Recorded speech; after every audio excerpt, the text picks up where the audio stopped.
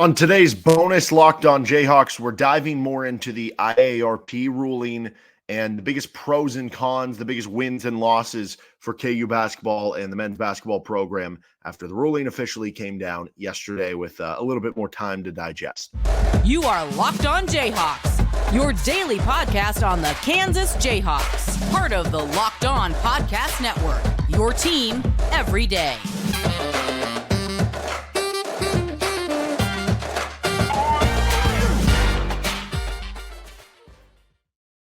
I'm Derek Johnson. You can hear me as well Monday through Friday from 3 to 6 p.m. on KLWN in Lawrence with Rock. Thanks for making Locked On Jayhawks your first listen every day. We are free and available wherever you get any of your podcasts. Also on YouTube. You can subscribe to the show there and catch all our stuff. On today's episode of Locked On Jayhawks, this is a bonus show. We are going more into the IRP stuff. I did a quick reaction right when the initial story came out, which thanks a lot, Pat 40, because you messed up and missed some of the stuff that didn't happen. Pat 40 remains kind of a clown. So there ended up being more stuff and actual stuff that KU had to lose and, loss of some 2018 stuff. They don't have any, future punishments or anything like that, but definitely some stuff I wanted to talk about more in depth. So this will give us a little bit more time based off from yesterday about what we learned. So we're going to have our biggest pros and cons, our biggest losses and wins. Let's start with the negative and then we'll finish positive. The biggest losses from the IRP case. You lost the wins in the 2017-18 season in which Silvio De Sousa played. Now, if you remember, Silvio De Sousa joined midway through semester. KU in the first semester of that 17-18 season was at one point playing Clay Young in a real game against Syracuse against a 7-3 center. And so KU had this kid, Silvio De Sousa, committed for the class to come in the next year, but they figured out a way for him to be able to graduate and get, whatever he needed to get so that he could join the team midway through semester. And then he played in the second semester. I did see some people being like, the NCAA cleared him, though, before that 17-18 season. I don't believe that's correct. I believe Silvio De Sousa, I guess he was cleared in the way that any college kid is cleared when they get to college. But I think you're misconstruing two stories, because what happened was, if you remember, Silvio De Sousa played the second half of that 2018 season. Then he was suspended in the 2018-2019 season.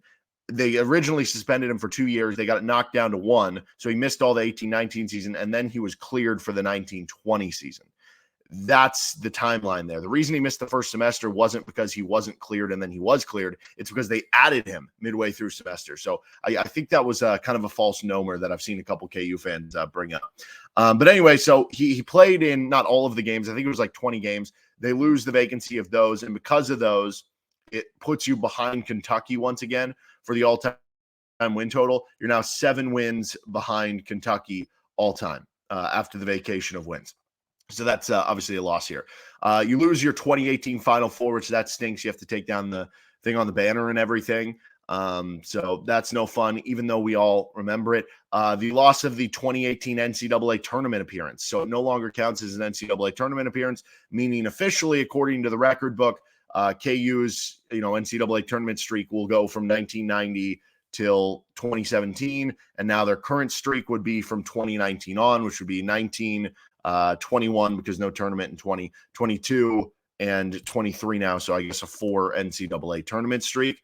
And when they show that graphic on CBS on Selection Study, which teams have had the longest streaks of the NCAA tournament? Normally Kansas is first. Well, now it's not going to have Kansas on there, at least for this time. And on one hand, you can't erase the memories. I live in that world. I continue to refer, if you ask me who won the 2013 national championship, I still say Louisville. I don't care. And I think a lot of people don't care either.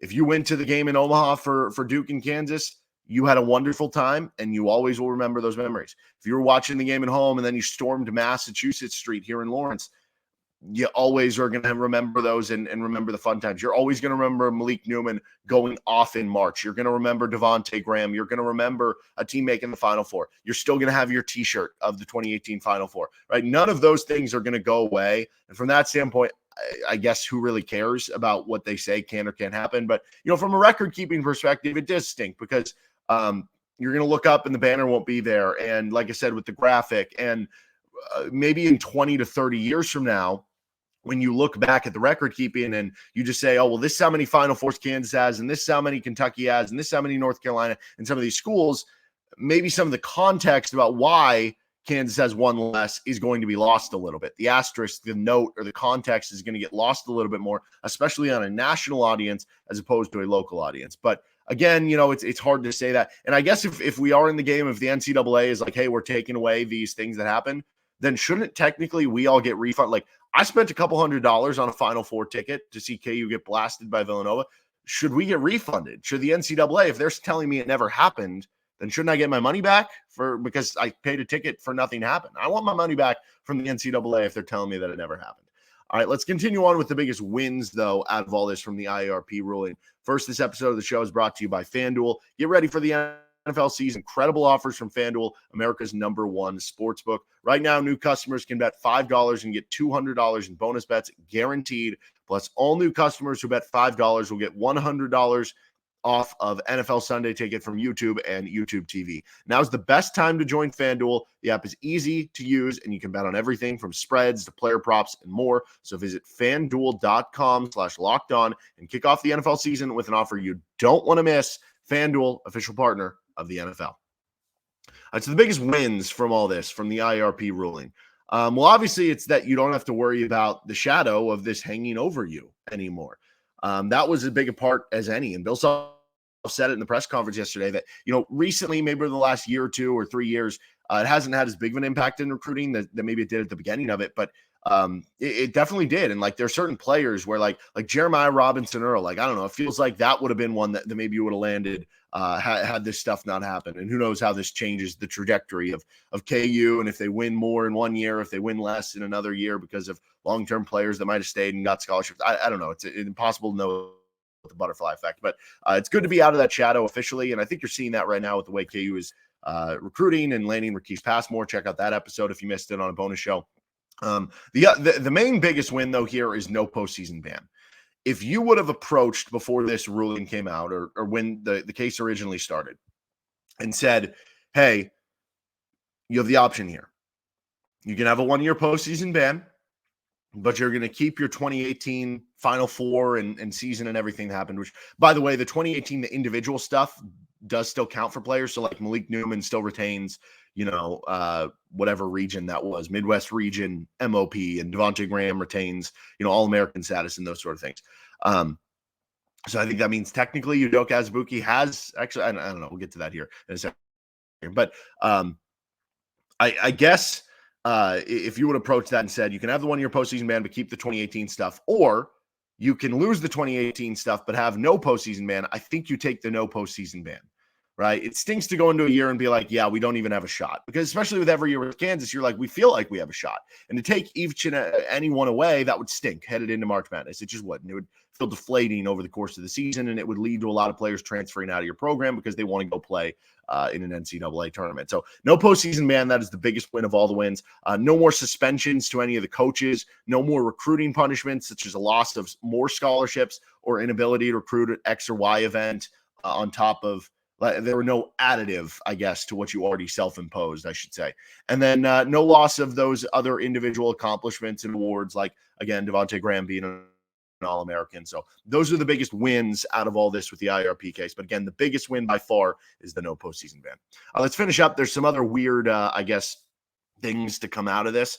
First, though, this episode is brought to you by LinkedIn Jobs. These days, every new potential hire can feel like a high-stakes wager for your small business. You want to be 100% certain that you have access to the best qualified candidates available, which is why you have to check out LinkedIn Jobs, helping you find the right people for your team faster and for free. Add your job in the purple hashtag hiring frame to your LinkedIn profile to spread the word that you're hiring. They have simple tools like screening questions that make it super easy to focus on the candidates with just the right skills so you can prioritize who you'd like to interview and hire in a rapid manner. It's why small businesses rate LinkedIn Jobs #1 in delivering quality hires versus leading competitors. So go to LinkedIn Jobs and they'll help you find the qualified candidates for your job faster. Post your job for free at linkedin.com/lockedoncollege. That's linkedin.com/lockedoncollege. Post your job for free. Terms and conditions apply. All right. I guess overall thoughts here. I think I would grade this like a B plus for Kansas. It's hard to give it an A or an A plus because you do lose the stuff in 2018, right? That does knock it down from being an A or an A plus. But obviously avoiding the postseason ban, avoiding any other extra punishments outside of that for the current team and for the future team, I think are absolutely huge. So that's why I'd probably be like a B plus for me. But hey, other weird things to come out of this. Well, obviously very weird that like DeAndre Ayton and Zion Williamson were kind of a part of this, but ended up, Zion Williamson, Duke doesn't get in trouble here. So weird side notes, I guess technically no NCAA tournament games for Udoka Azubuike, but because the individual accomplishments and stats stuff count, he does have NCAA tournament stats, but technically doesn't have any NCAA tournament wins or games. So kind of a weird thing there. I don't know how they're going to do the banner thing. I think it'd be funny if they did, instead of a banner, normally they have a banner unveiling, like the first night of the season. It's like, oh, here's the national championship banner. We're going to unveil it before the game. They should do a banner veiling. They should white it out or have somebody like rip the thing off the banner and throw it to the crowd. And then some lucky person has a piece of memorabilia that only one person can have. I think they should do something fun like that to kind of mock the NCAA a little bit. But obviously, like I said, fans still know what happened. You still have the shirts and stuff. So celebrate how you want to celebrate. And, I will continue to recognize that KU made the 2018 Final Four, and I don't care. And, honestly, if you went back in time and said, listen, you can play Silvio De Sousa the second half of the year, and you knew the result was going to be you can have a Final Four with Silvio De Sousa, but it's later going to get taken away, or you can just never make the Final Four, because I don't think they do make the Final Four if they don't have Silvio. I think I'm taking the one where I get to see them make a Final Four and beat Duke in the process in the Elite Eight, even knowing that in the future it's going to get taken away. But that's just me. All right, that's going to do it for this episode of Locked On Jayhawks. You can find us wherever you get any of your podcasts. You can find us on our YouTube page, where you can like and subscribe to the show. We'll have a KU Oklahoma State preview coming at you tomorrow. And check out any of our latest shows. We've been doing a lot. We had some other IARP stuff. We had a Raquise Passmore bonus show, some more KU football talk, plenty throughout the week here with Locked On Jayhawks.